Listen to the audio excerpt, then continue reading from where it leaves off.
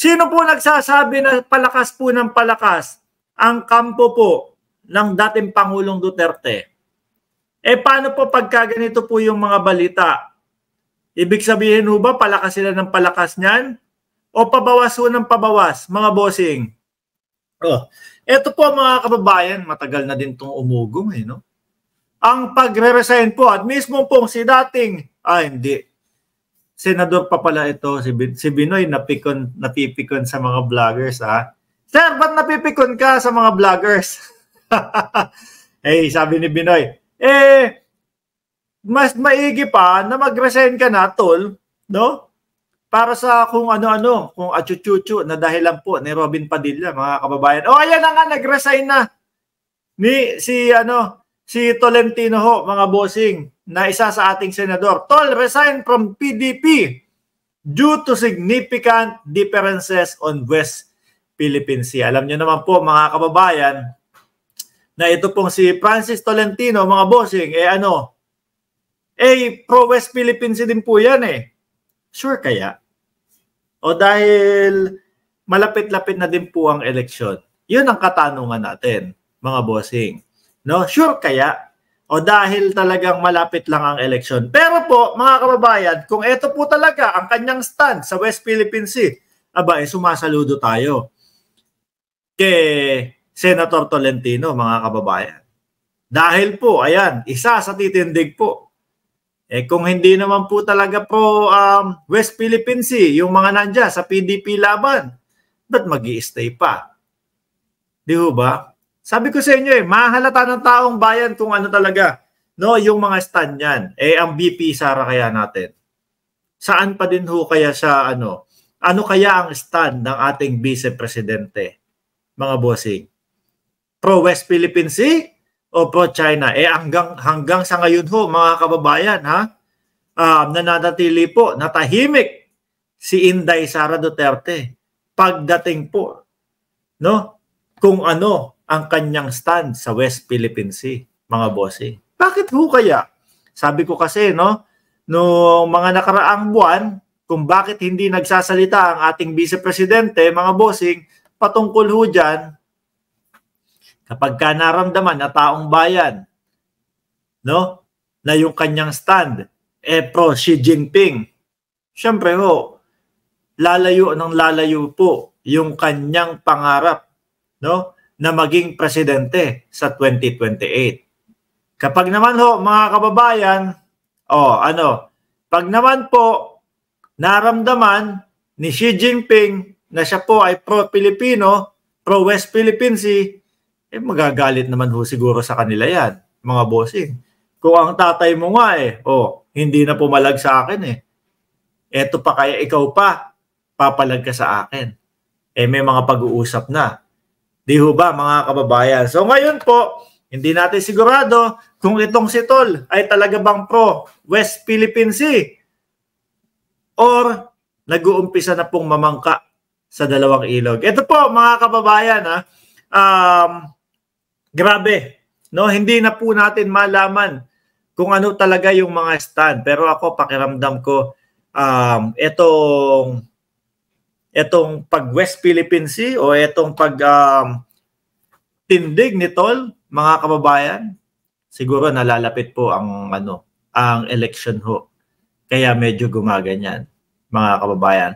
Shoutout po natin yung kumpare natin na si Mark. Nandito po, si Models of Manila TV, mga kababayan. Suportahan nyo po yung channel niyan.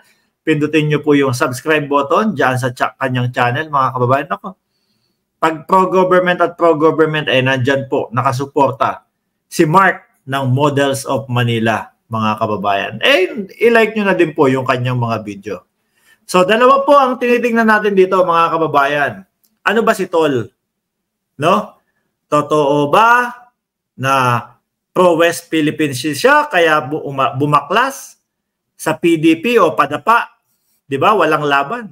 Bumabagsak na ho Unti-unti na hong nag-aalisan.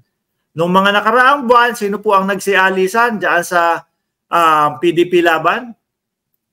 Sila Governor Gwen Garcia, mga bossing. Sinundan ng mga ibang mga mayor. Dahil nga po may pagkakaisa sila diyan. Iho ba? Ngayon naman po, mga senador na ang nagsisibaklasan. Sino susunod? Sino ang maiiwan dito? Robin Padilla? Philip Salvador?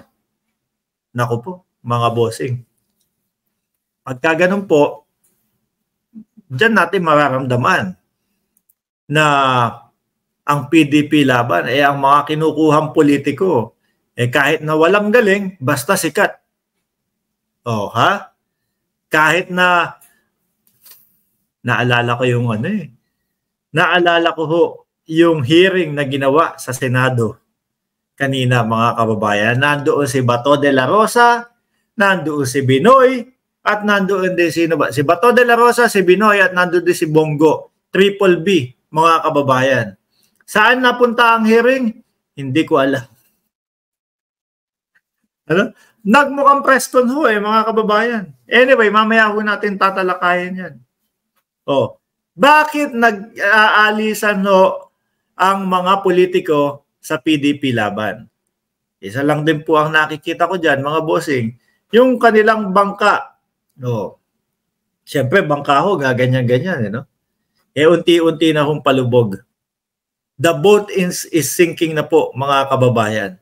Kaya yung iba sa kanila, at hindi natin maaalis sa ating isipan na si Tol, baka lumilipat na ng partido dahil nararamdaman niya na kapag siya ay nanatili pa dito sa PDP laban, mga bossing, pati po siya laglag ang kandidatura sa 2025 po, sa susunod na eleksyon, mga kababayan. Ngayon po, iba na ang usapan. Noong panahon mga bossing, 2022, lagi nating sinasabi, naku po, kapag ang pangalan mo, isa kang politiko, ang pangalan mo, nandun sa linya ng mga dilawan, sa linya ng mga kakamping, malamang sa alamang, ang pupuntahan ng kandidatura mo, inidoro, mga kababayan. Ngayon po, nakakabawi na po yung mga kakamping. Nakita nyo naman Senator Trillanes, Senator Risa Ontiveros. Nakikita po natin, namumulat po ang sambayan ng Pilipino sa galing nila, mga kababayan. Ngayon po, panahon ng 2024, papunta po sa eleksyon ng 2025. Lasma ka. Kapag ikaw ay politiko na ang pangalan mo nandun sa listahan. Sa listahan po ng mga OTAP politiko, OTAP vloggers, OTAP supporters, ibig kong sabihin, mga kababayan, nandoon ang pangalan mo sa mga DDS. Malamang sa alamang mga bossing.